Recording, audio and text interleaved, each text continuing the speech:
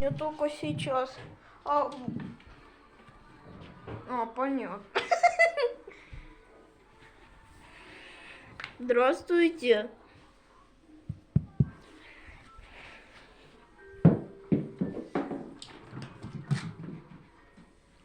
Вот это да, вот это да, вот это да.